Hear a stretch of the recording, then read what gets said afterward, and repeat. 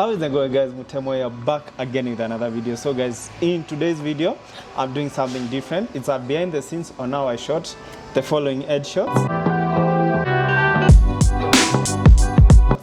and we're using 3 light setups, 2 backlights and 1 key light, and just a reflector to fill in the shadows, because when shooting edge shots, of course, you need a reflector and a key light.